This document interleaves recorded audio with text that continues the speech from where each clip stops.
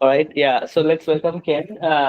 So Ken has been looking at automating data science for a good amount of time, even before we thought about like data-driven discovery. So he has a couple of like very interesting HCI papers on like building interfaces to enable data scientists to play with data, for example. And recently he has done a very inspiring work on like creating a benchmark. You probably looked at discovery bench, it's very similar nature.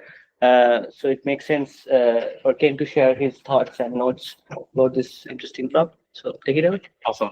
Thanks, Cody, for the introduction, and thanks everyone for inviting me over. So yeah, I'm Ken. I'm currently a PhD student at UW. Today, I'm really excited to talk to everyone about evaluating agents on open-ended, data-driven research questions. So, kind of, as we know, agents are kind of the talk of the town.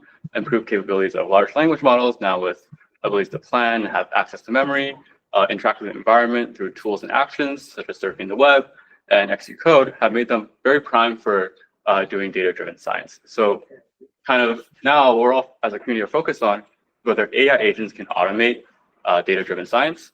And just recently, we have quite a few agents that have come out. We have co-scientist, which was a agent that does chemistry research.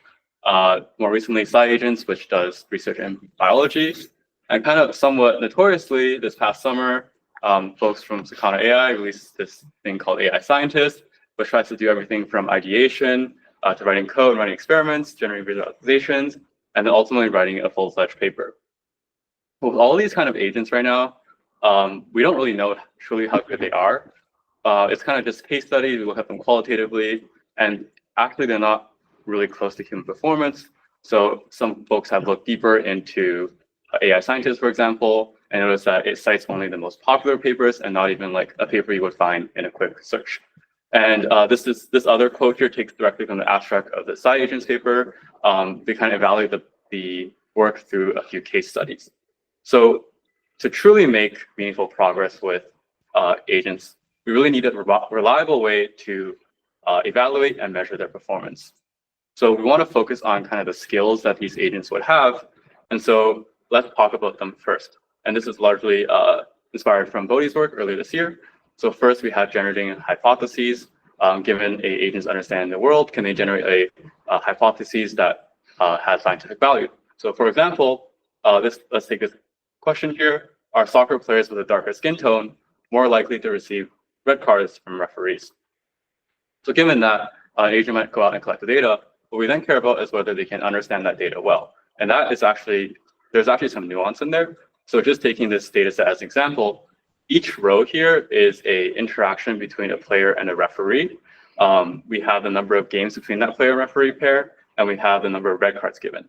So we also have rows that relate to a specific player, such as Rater 1, Rater 2, which are actually the independent raters' skin tone rating on them. But then there could be other columns that relate to a certain referee or the player and referee as a whole, such as the team they play for or the league they come in. And that might influence your analysis as well. So there's a lot of nuance in here just from this simple data table, which we want an agent to understand. Next, specifically with respect to data-driven science, we want to kind of understand the domain external knowledge that is relevant for this analysis. So this is a paper from 2020 in which the authors found that referees bias towards more successful teams. So when you're doing an analysis, you might want to consider that if you have data available. So given our understanding of data, the hypothesis, integration of domain external knowledge, we then need to plan and execute code that does the analysis. So we need to do data transformations, for example, maybe implement a statistical model. And kind of, as a human does this, it's actually very iterative. So these kind of skills are not just sequential, they kind of go over and over again. And finally, when you were to run a model, for example, or do some analysis, you might get some numbers in the end. But really, it's a skill in itself to then interpret that result to form a meaningful conclusion. So these are all really relevant skills. But I also want to highlight one more thing, which is the intermediate decisions in your analysis are actually super important. So I've shown on the right-hand side here some of the decisions that might be involved in doing a data analysis. These are not really exhaustive, but each of these decisions are important because they ultimately kind of affect the conclusion you make. And to support this, there have been multiple studies in the past where independent teams of analysts are given the same research question and data set, and they were asked to do this analysis. And what people have found is that the folks come up with very different conclusions, and this has kind of been attributed to the flexibility of the types of decisions you can make when given a open-ended research question. And so what current benchmarks lack is that they do not evaluate data-driven analyses for open-ended research questions. And to show you a few examples, a lot of them are actually focused on like code execution, for example. So while these have enabled progress in the past, benchmarks for kind of data analysis right now is focused on kind of these code execution or a single answer result. So this example here is kind of a task sample where you're trying to calculate the mean and standard deviation in a certain column. Likewise, other benchmarks are kind of targeted more towards machine learning. So these are focused around improving the accuracy of an ML model for an agent, but they don't really focus on the skills we just kind of outlined earlier. Specifically, they require a limited understanding of data semantics. So I went into all the detail about kind of the setup of that data table, and they are limited in the grounding to external knowledge. And in contrast, as the running example so far, open-ended analyses often involve multiple valid analysis paths. And so current benchmarks do not really focus on this. And so we try to address this with Blade, our benchmark, which will appear in NLP later this year. And what Blade focuses on is to automatically evaluate on the intermediate decisions to open-ended data-driven research questions. And with this goal, there's actually quite a couple of challenges here. First, how do we even begin to collect high-quality data? These types of tasks have to be meaningfully challenging, for example. And then when it's open-ended, how do you go about measuring what is kind of correct or wrong? That's kind of second point here. How do we determine the criteria and method to assess the correctness and soundness of agent analyses? So if you just think about giving an agent a open-ended research question, they could write a notebook, they could like give you a Python script, they could write a report. How do you go about evaluating that for such an open-ended task? So as I go through the kind of the details of our benchmark, hopefully each of the details we thought about tries to go about addressing this. So first, let's talk about data collection. How do we collect high-quality data analyses that then encompass multiple valid ground truths? So first, we build on the strengths of these existing crowdsourced analysis studies. What's good about these is that the data sets they choose are relatively complex, that there's a natural flexibility in analyst approaches. So we want to mirror kind of research questions that these studies have done. Next, in studying kind of their protocol for gathering these independent analyses, they go through multiple steps of validation. So they gather teams together, look across different teams' analysis.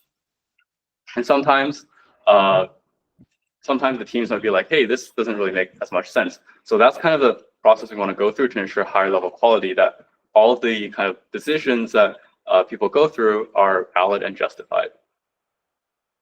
So in our annotation process, it mirrors these studies a lot. It's a multi-step annotation process to ensure quality. So first, we gather independent annotators, expert annotators, to do independent analyses given these research questions and data set. And in the next phase, each individual annotator then reviews the decisions that were made by their peers.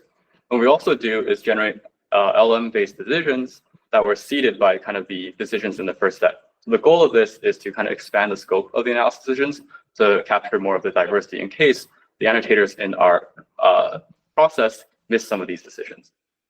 And hopefully this also inspires other decisions that they might have missed. In the final phase, all the annotators come together and review both their decisions and the decisions of their peers. And in this process, what we really try to balance is this level of quality in terms of decisions and also the breadth. So really, we don't want to just have one like analysis path that gets to this answer, but kind of try to encompass more of that overall analysis path. What is the output of the process then? Is it one analysis or is it multiple? It would be multiple analyses, and I'll go into detail. Okay. It'll make more sense later, but Okay. there's multiple analyses, but these are kind of broken down into the actual decisions, and you can kind of like, maybe a brief aside. Prior to this work, I did like a lot of HCI research and kind of motivated from this thing called multiverse analysis, where it's the idea of given a research correct data set, you kind of combine all the combinations of valid decisions you have into like all possible paths, and that's kind of what inspired this kind of approach as well. Can you also like combine, like for example, different analyses? Maybe you take the data processing step from one analysis. Yes, exactly. So in that like final phase here, we allow that like you can combine different different decisions, different analysts, as long as they kind of are justified and make sense. And that's kind of what the hope of this like multi-step process and gathering everyone together is.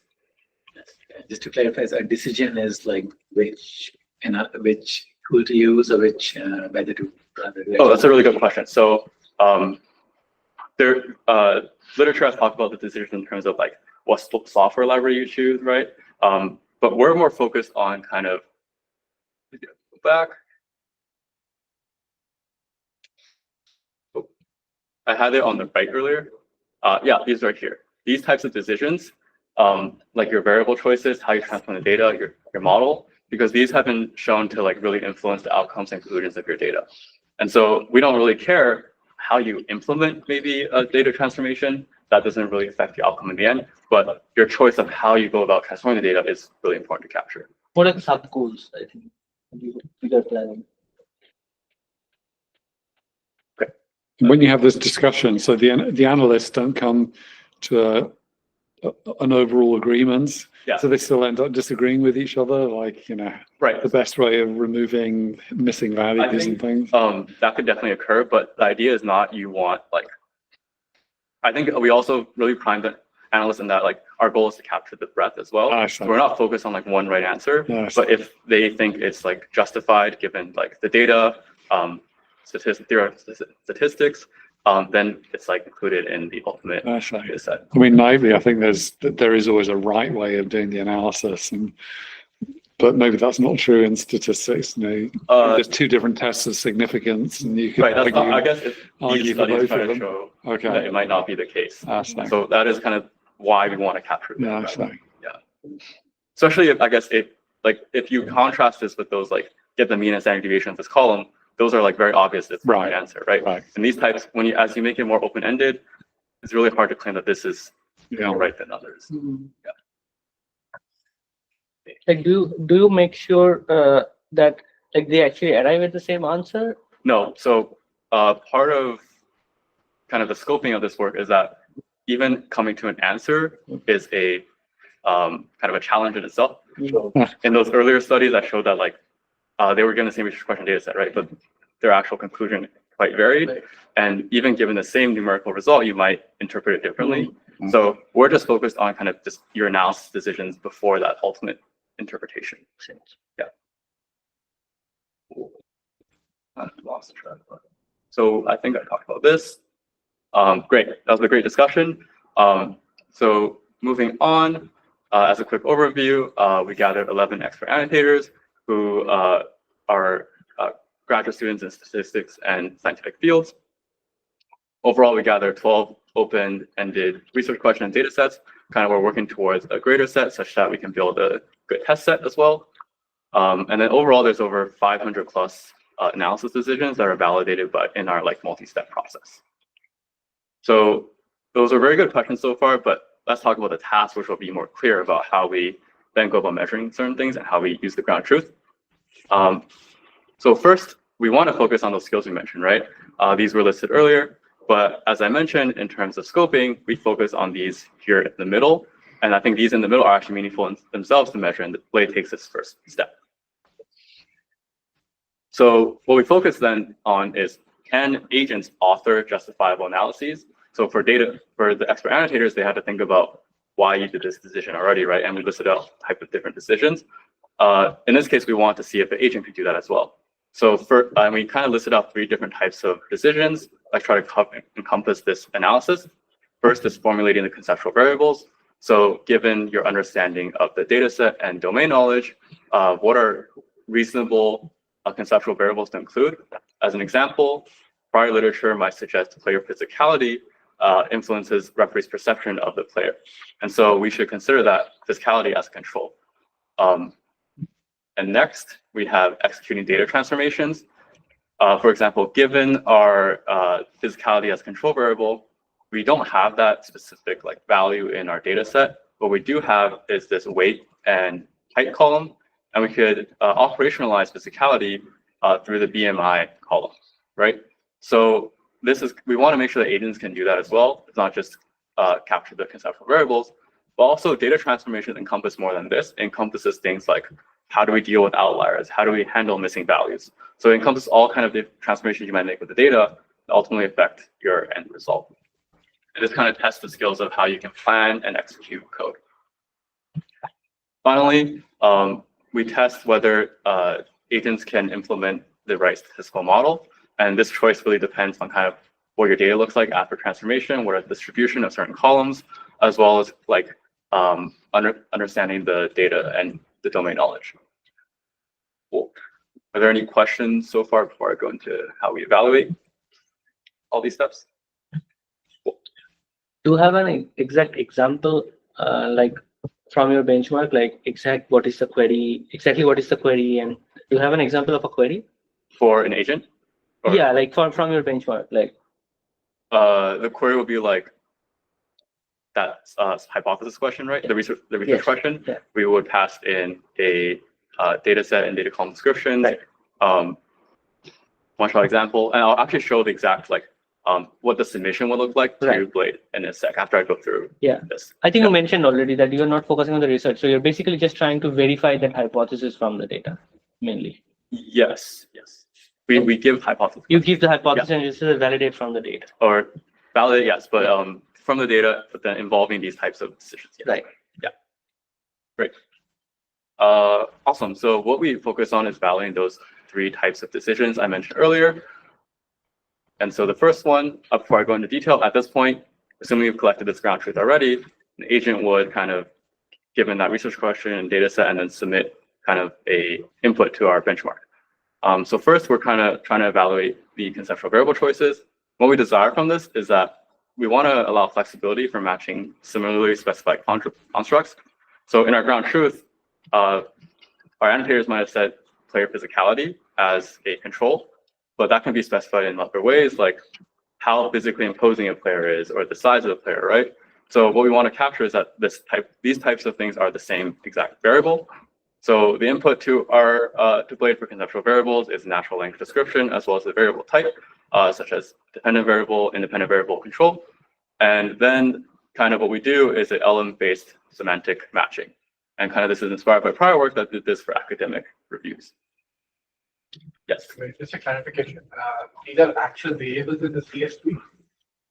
For conceptual variables, they're not actual variables. Gotcha. They're kind of like abstractions of like what are meaningful construct to consider. So the next step where you think about operationalizing them goes into data transformations. Got you. Yeah. Yes. So if one of your annotators thought player position was important, the other one didn't, Yeah. do you sort of accept both as sort of? Oh, okay. That's great. So we, that's a good question. So I think in that final phase, they're supposed to resolve that discussion amongst themselves. So, So they have to make it either a required or an. yes, or as another option you might want to include, because it could be an alternative that you include. So you can have both of them, but like multiple choices as being correct, even though they can't appear as single analysis. But it is up to kind of like the group together to decide whether that specific decision is reasonable or not. Yeah. Well, presumably it's always reasonable to consider it, even if it's irrelevant. Actually, I would like, this was actually a lot of like back and forth between us and the annotators. And I think that like they actually took this very seriously and thinking about what is this justified or is it not? So I think by the nature of us trying to like create a benchmark, they were really motivated to like make sure that you're not just including kind of garbage in there. Right. So do you penalize unreasonable? For the annotator? No, for the machine. Oh, for the submission. I suppose the language model thinks, well, maybe, you know, date of birth or you know, day of the week you were born on is relevant. Yeah. Would the machine get penalized for? We don't, so in our actual evaluation, we do like a precision coverage of the decisions that are involved. I see. Okay. That's that implicitly, I guess. Yeah. I see. Do you require any kind of justification for including something like a hypothesis for why For why annotators include their a decision. variable is relevant? Yeah. Yeah, so we actually asked them to include their rationales as they were doing their annotation process, but that is kind of not included in the benchmark here. And then like, as they discuss, they would have access to each other's rationales and then have a discussion as well. So output here is pretty much like free form, like a phrase that LLM would just generate like abstract. Right, so maybe I can show it. So what the actual output in the end would look like is this kind of JSON structure. So it's really structured among the different things we want to capture. We have this JSON capturing the conceptual variables, and it includes the variable type and natural language description. And then also, it might be a little small to see, we have like also the transformation as well and the statistical model. So this is I should have shown this earlier, but this is the kind of the input to everything. And then we go about breaking that down into matching for our benchmark. Yeah, so this is like a lot more structured than kind of a free-form Python script or a notebook, but it gets to the skills that we care about. Going back up. So kind of next is evaluating data transformations.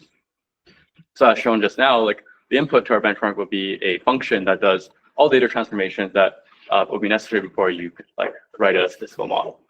So in this case, we want to capture the meaningful choices. So given a large function, there is actually quite a few choices that were made in there that we want to capture.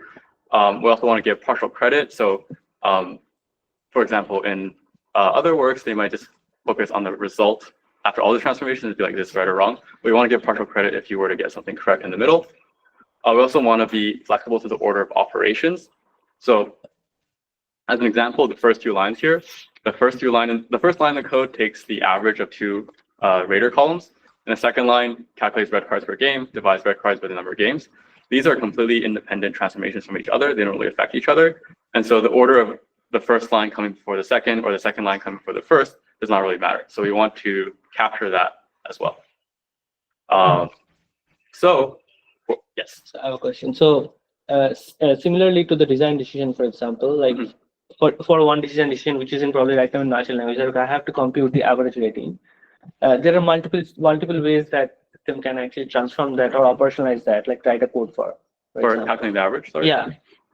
Or maybe slightly more complicated. Let's say calculating average for is one way you can do, but let's say ratings per game, or maybe it says that, okay, relative rating or something, which probably you might just say that the same thing in terms of like abstract concept, but the way you actually implement them might be slightly different. So how do you? I can see that, yes. So the idea for that is, part of the answer is it should be captured in our ground truth, because the ground truth is annotators are thinking about that already, right? Right. And we also, in our matching scheme, we try to account for that level of flexibility as well, which I'll go into in a second. But code, you are just matching like almost like you are also using an LLM to match to see the code implementation is same, or you are actually executing and seeing that does it actually return the. We're actually executing the code. Okay. Yes. Which will make more sense as I like go through this and simplify. So, right. So as you notice, valuing code is not as like straightforward as like LLM-based matching. So what we do here is look back into literature and create this thing called a data flow graph. So what we do is convert that function that we have on the left-hand side into this data flow graph. And this data flow graph is a data flow between the columns in the data set. And so let me just walk through this to be more concrete. Assuming we have 6 original columns in our data set, we see that at the top, we have like column indicator nodes, which are indicated in blue. These are where the original columns might lie. And then each of the kind of orange nodes here, transform nodes, are kind of each of the meaningful steps in our function. So in the first line, we have this calculating rater average, right? And we have this transform node that takes in 2 columns as input and outputs another column, which is what that function essentially does. And we also have this thing called transform verbs. So you can see each of these orange nodes have a verb associated with that, like derive or filter. And these are kind of more abstracted actions that capture the transformations. And these are kind of inspired by existing data wrangling libraries and data visualization libraries. So with that said, so this kind of captures, sorry. I assume this is simplification, but your code there has sort of magic numbers of 4.5. Like, yes. That should presumably be derived from some other fields earlier on, like to decide that. That is kind of like, not necessarily other fields, but maybe the agent would understand that column, the distribution of that column is, right? And then determine that 0.5 is a. That seems like a different code that looks at the distribution. Yeah. Oh, yeah. So I guess in an agent, if you were thinking about agent, they should be able to do exploratory data analysis, see all that stuff, and then in their final submission, this is kind of how they want to operationalize the variables. And yeah. Cool. So with this setup, it actually has some nice properties. So on the next slide, first, discrete decisions are captured with their dependencies. If we think about the function, it's kind of a lot of lines. We're captured each of the important decisions in these orange transform nodes here.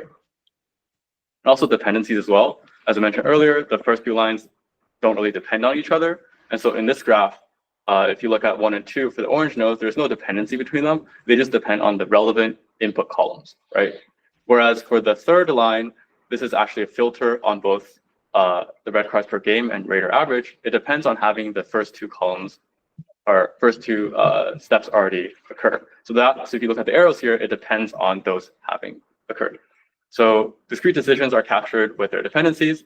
Next, the series of operations in the order of any topological sort on this graph will lead to the same result. And that's because the topological sort is just orders the nodes based on the directed edges. So a topological sort might put 2 before 1 or 1 before 2, but it'll always lead to the same result. So that's another nice property. And finally, we only care about the columns that matter for a given transformation. So again, looking at the number 2, all the columns that matter is the final 2 columns on the right here. So we don't care about how the other columns are derived or how they may be transformed. We only care about that to determine whether that part is correct. So before I continue, is there any other questions I can help answer? We walk through this. Great. Okay, so how do we go about matching with this setup? First, as I mentioned, we convert a function to a data flow graph. So the input to this will be that function on the left-hand side here. And then we would use an LM to break this down into specific transform verbs, capture the input and output columns. And that will lead to the transform graph on the end here. And we do the similar process for the ground truth. Actually, in the ground truth, we ask the annotators to directly have the transform verbs and input and output columns already. And this was done because it's a lot harder to ask an agent to do this, get directly to the second step, and make it more freeform with just the transformation function. Great. So with respect to evaluating data transformations, we go about this in 2 ways. The first one is, so at this point, actually, we have this ground truth data flow graph for each of our transformations in our ground truth, and we actually construct all possible of the versions of these. We also have the submission. So in the submission, I just showed kind of the first little bit here. And what we do here is match any column value. So at each of the blue nodes, intermediate blue nodes, there will be an associated column value after you do some data transformation, right? So if you take the output of the first derive, it would be a column that has a certain column value. So what we do is match all, see if there's any matching between intermediate column values. If it is, then that is a match, and we match all upstream transform nodes. So let me see this. If this matches with this as a column value, then that means these 2 are correct, right? But let's say another example. Let's say that somehow some node here matches some node down there. What that means is that from the perspective of the ground truth, this was correct, and this is correct. Because to get back to that point, you had to have gotten these 2 columns, right? So that's kind of how we, this data flow graph allows us to give partial credit and propagate kind of dependencies. However, as Bodhi mentioned earlier, some kind of things are specified in slightly different ways. So a filtering on like a 0.5 is like one choice, but what if you were to do a filter on 0.9, for example, right? That's effectively the same kind of decision. So we want to capture that as well. So in that case, that's where the transform verbs and our like input columns and output columns matter. So if you were to filter on the same 2 columns, but just the values are slightly different, it will still occur here as kind of this filter on those 2 columns, right? So we do this thing called fuzzy graph matching, where if you assume a graph where the nodes are labeled with their transform verb and their input and output columns, then you can do graph isomorphism matching, where the same graph structure would be the same kind of approach at this kind of fuzzier level. So this tries to address both kind of the fuzziness in certain specifications as well. Still doesn't like, for example, capture like 0.5 or like 0.9, like the values, for example. Yeah. So why would you capture that? Like, You're saying this doesn't capture that value, right? yes, It doesn't capture that with respect to value matching, but it captures the fact that you did choose to do a filtering right. on those two On those two columns, columns. which is I guess, in our view, a meaningful decision in itself. Okay. Yeah. Presumably, but you're not capturing the type of filter used. So one person might have said greater than, and the other person said Yes, less that's than. the trade-off with this. And it's hard to, I guess, say, with these scalar values, it's really hard to capture. Yeah. And for value matching, it's just like an either or complete match, or there's no closeness. With some like 9 out of 10 rows right, or all the rows are within like 0.1 of each other. there's some level of floating point like range. Yeah, but it's not. It's pretty strict, and it's kind of like follows other works I've done this like data science execution type of matching. But what we do try is like if you get intermediate values correct, that's kind of like meaningful in itself too. And the final thing that we want to evaluate is statistical models. So what we care about is just choosing the right statistical model. Did you choose the model given the data set and research question? Also, we also care about if you chose the right conceptual variables that are relevant for this model as well. So the input to this is a function that takes in a data frame and implements a statistical model. We just do this so that kind of we can get the granularity of the implementation. But what we actually focus on is just the choice of statistical model. So we use another LM to convert this function and classify as what type of model did it implement. So for example, in this case, it's a linear regression. And then we match based on semantic similarity with our ground truth. So a similar procedure to our conceptual variables. And in that previous evaluation, you ended up matching columns to the conceptual variables. Oh, yes. Based on this value matching stuff. Yeah. So what we also ask for is like for each of the columns in your final like transform data set, what conceptual variables do they match to, so that we do know that an agent chose to like operationalize it in this way. So with that kind of work, what we then can do is you can see the X's and Y's that are input to this model. You can then see that, oh, the model chose to write this statistical model with this conceptual variable setup. And that kind of is a meaningful choice to have with respect to this. So presumably that will also match whatever columns were aligned in your previous evaluation step. Like if it decided, oh, this thing called RPG matches this column in front of data set, that should also match this mapping of conceptual variables. Well, I guess these are, those are more like separate evaluation schemes. This is just focused on the modeling part, but that would be considered part of the evaluation for the data transformations. So there should be a consistency between them. Like once you have, because you're aligning columns during the previous step too. Yes. If those alignments are different, that's a red flag. So you're saying if say I were to have a column that does not occur here, that would be a red flag. Is that kind of the case? Or if it mapped to something else, like earlier, you mapped the red cards per game was somehow through your value matching, fuzzy matching mapped to the skin color rating instead. You realize that during that matching step, and then you get to this thing, and then it claims that the RPG column is red cards per game and not the other one. Oh, I It would see. be like a mismatch. That's probably unlikely to happen. Yeah. But yeah. I think in like looking at the outputs, that hasn't really occurred. But in our in this JSON here, what we do ask is we're able to see is like what column is associated with that variable in the final like after transformation. I mean, I guess the concern would be that statistical modeling code is just like hallucinating some stuff completely independent of the previous data transformation, and so it's like there's like absolutely no connection between what they call skin tone in that step and what they were supposed to. That's true. That could happen. I think that would be something that I guess we don't really measure in this case, but something that you would want to cache. Right. Yeah.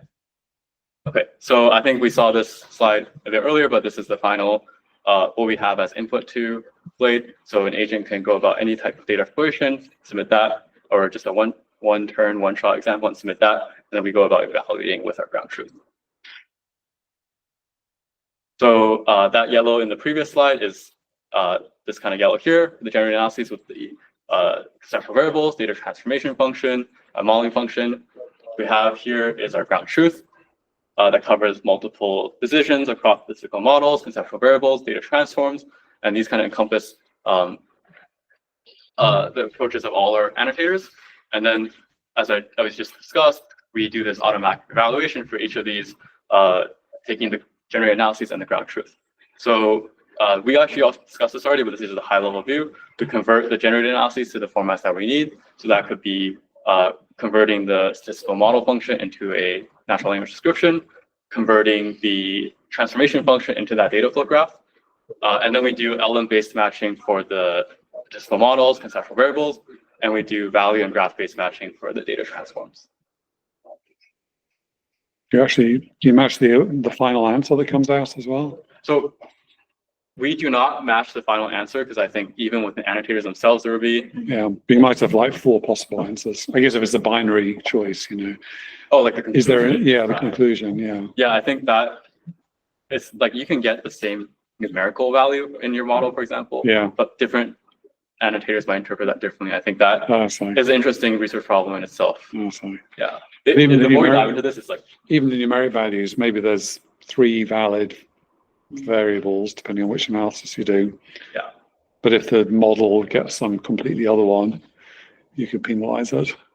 Some other variable, you mean? Some other value at the end. If you said, what's the correlation between X and Y, and 2 experts give 2 different answers, you could say, well, the language model should get one of those 2 at least. Yeah, we do want to capture that level of granularity. Yeah, do you capture that? Not with respect to the final output. Okay. Yeah, but I think also if the example is correlation, that is kind of like a exact value. Right. And like the more you try to open it up, makes it gets fuzzy. Yeah, it gets fuzzy for sure. Cool. So let's take a look at how well current LLMs and agents do on Blade. So we have, what we do is evaluate LLMs on one turn. So we just give the research question, the data set and column descriptions, as well as a one-shot example with the output format that we just shown in the previous slide. As well, we evaluate a React agent, which also has the same things, but a one example trajectory with the output format. And we allow it to interact with the underlying code environment to execute code. So this is very similar to a notebook environment where you can write a certain cell, execute an underlying environment, get the standard output back, and that is their observation before you continue on to the next step. So we evaluate on kind of the most popular open source, closed source models. And what you see here is that performance hovers around roughly 40% F1 score for both one-turn and React. And the best performing model is GPT-4o with the React agent around 44, 45. And diving deeper into kind of the different types of outputs they have, we try to see whether the code that they generate has execution errors or is even empty. A lot of cases it was actually empty. But we can see here for the more larger closed source models, they generally have less execution errors. But I will also show that that is not perfect in a second. But then you can also see in the smaller models, they really struggle to generate like code in itself for this type of setup at least.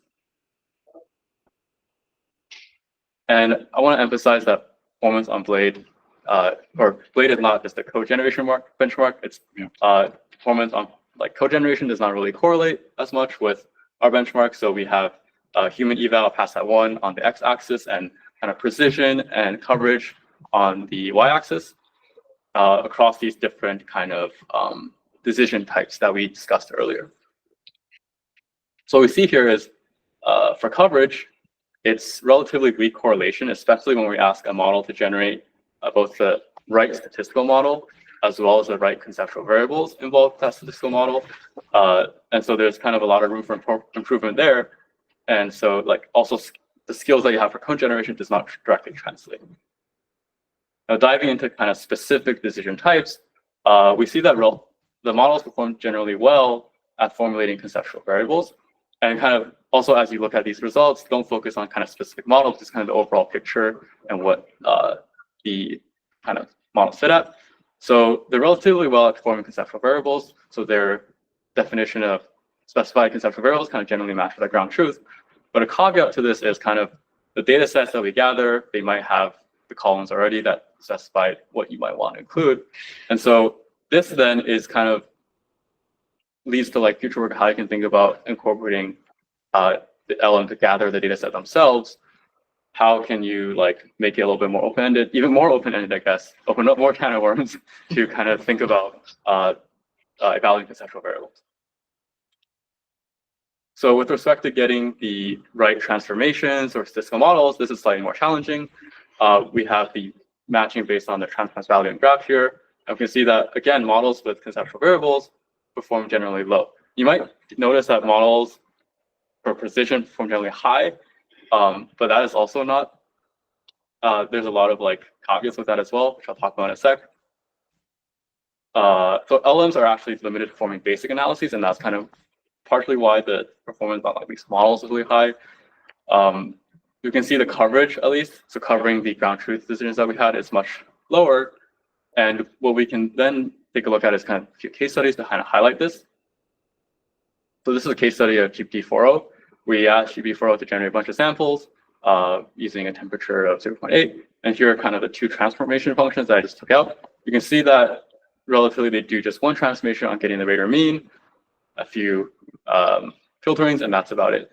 And so like a lot of these are repeated across the samples, and kind of that is why it might have like, it might capture the most basic choices, but not the diversity that humans would.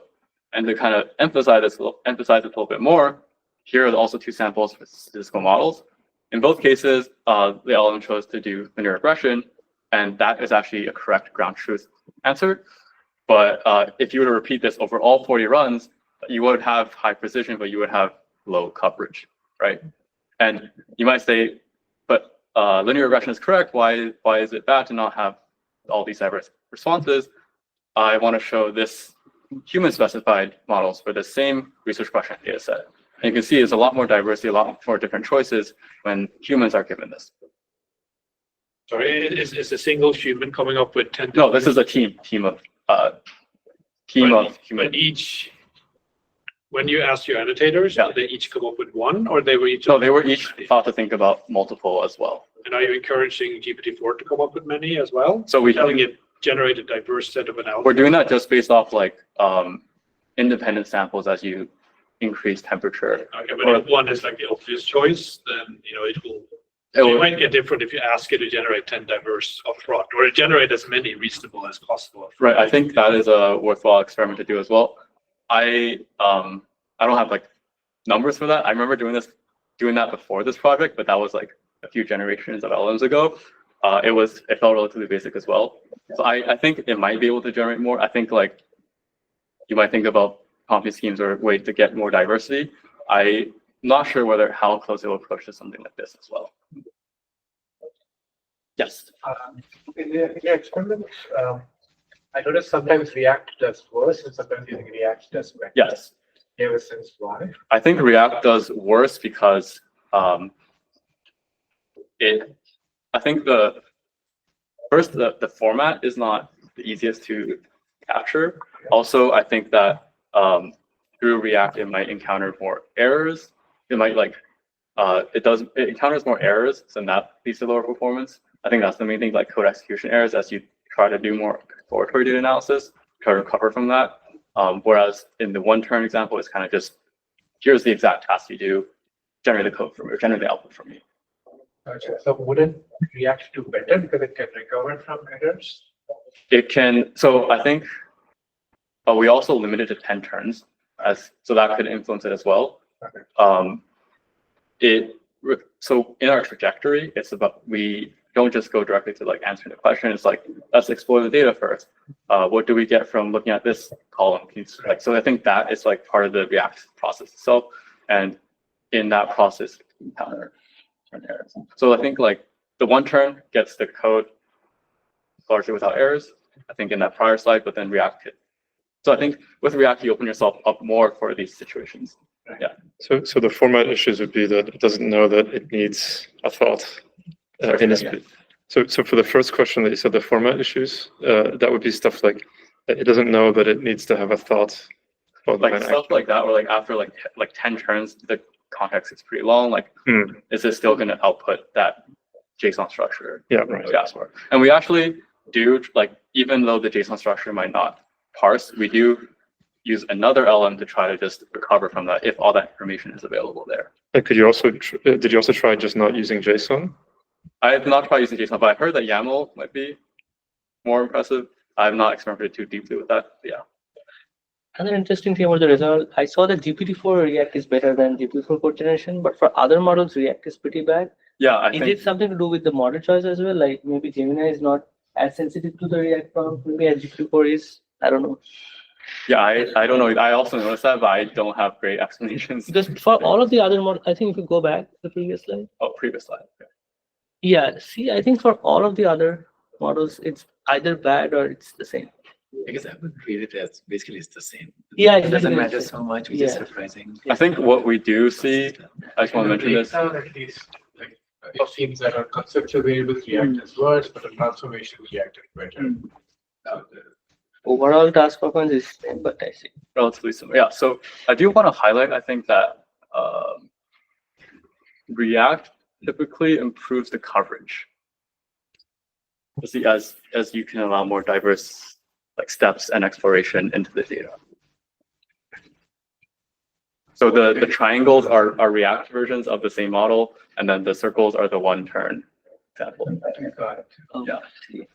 So there's slight upticks across the different models. We do find similar things in Discovery Bench as well, that often like the code gen baseline is very, very close to React, like almost like Yeah. so. So- I don't know. But again, we want more diverse generations, right? Let's see, human specified models.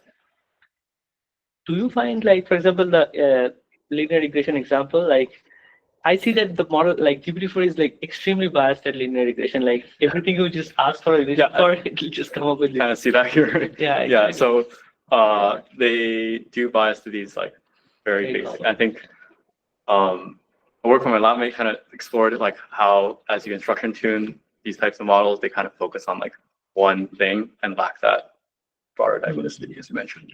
And for this particular case study, human experts came up with the list of all those other things on the next. Yeah, humans came up with it. Is a lot. And for that particular question, okay, I guess it's building. And these are all valid ways to. They've go through the same process of like, yeah. I think maybe for many cases, it might just like maybe linear regression is just a simplification of these things. Like if you think about like multivariate regression, and linear regression is kind of like a simplification of linear regression. But it's still like valid method. Like if you run that model, it will probably boil down to the similar number, but these are like valid choices. Like hierarchical Yeah, ways and all that.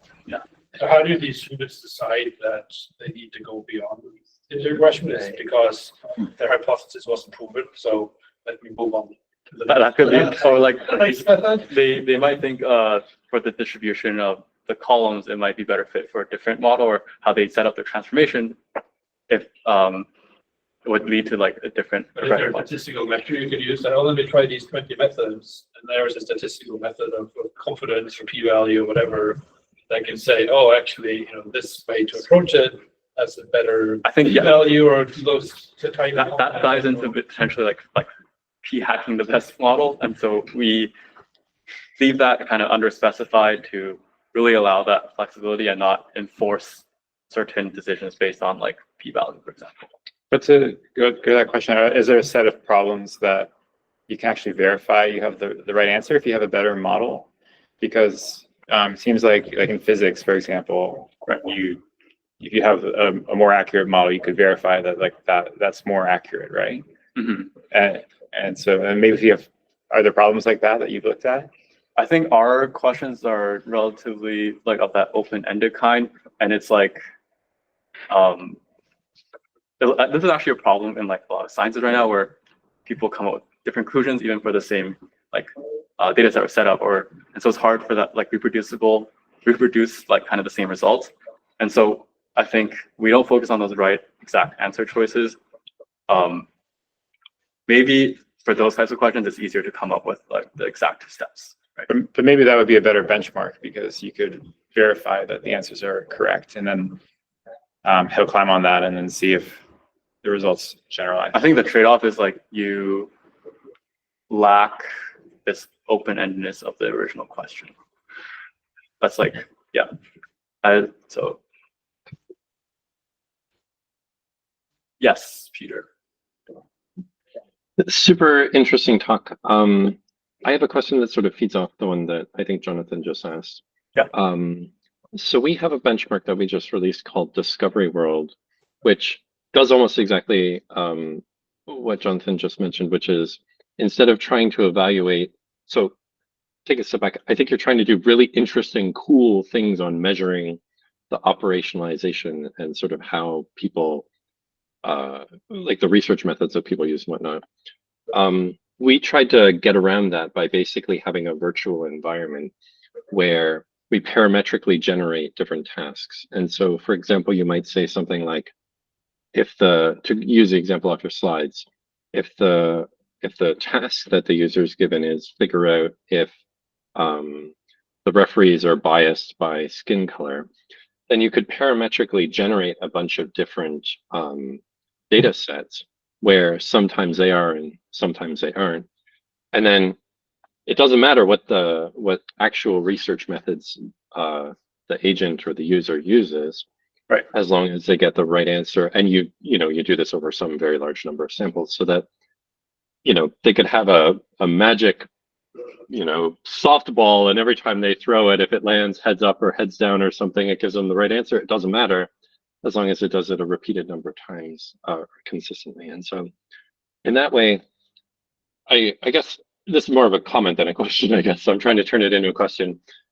If you, is there a benefit of doing it this way, of trying to nail down proper methods? Because it seems like there's always going to be a super long tail of possible methods that somebody could ever use to get the right answer. Yeah, I think I see what you're saying. Yeah, is your task ever fully measurable is what I'm getting at? Or I think that is like one of the primary concerns of this type of approach. As you go with these open-ended questions, you can never claim that you covered the breadth of all possible choices. I think what you can claim is you cover kind of the main, most important choices that people might come up with.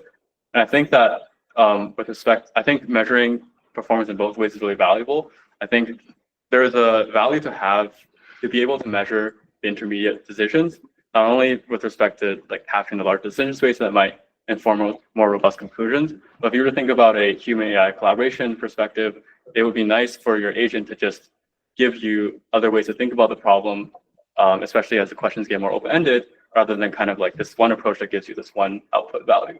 So that's kind of how we think about improving analyses. And you have about 5 minutes left, just so you can budget your time. Okay, I don't have many more slides, so this is great. Okay.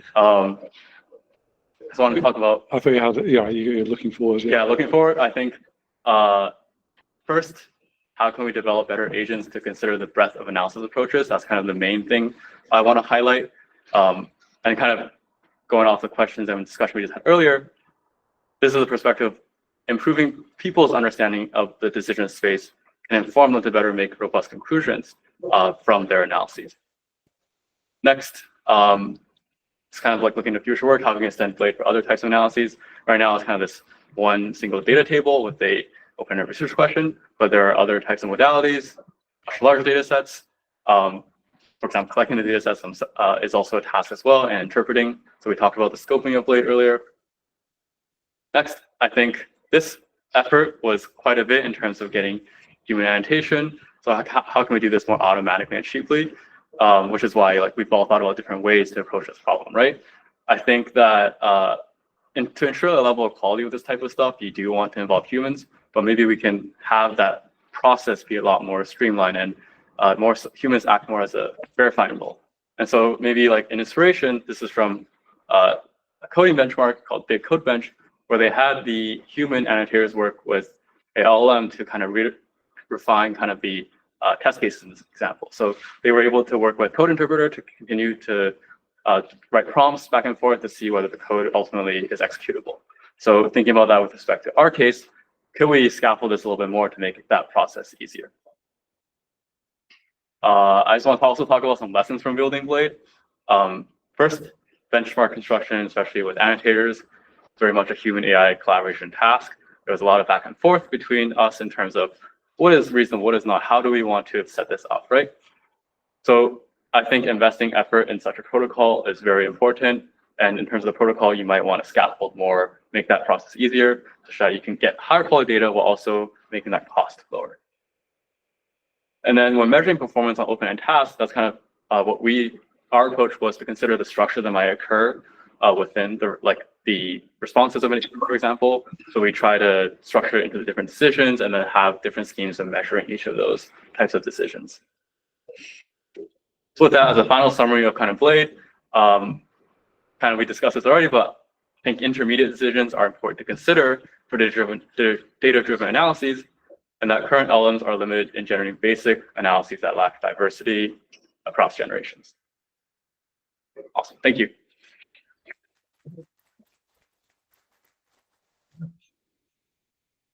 We have like a couple of minutes for questions. It's a very basic question. How large is the data set? It is 12 data sets and research questions right now. 12 questions. Research questions that encompasses over like 500 decisions, and we're kind of trying to expand that to over 20. 500 decisions. So like there are 50 decisions roughly per research. It differs between each of the data sets depending on complexity, but on average, yes. And which like the research question is like the one with soccer that you have. Yeah, but that type of style where you can have a level of flexibility in approaches, but it's still, it's like not super open-ended, right? That you can like go all over. So a scoping choice, for example, is we do not focus on exploratory data analysis. That you can go kind of all over the place in what you choose to do, right? But that also you can argue that doesn't affect your conclusions in the end. So we just focus on the decisions that matter. 50 decisions on average is a lot.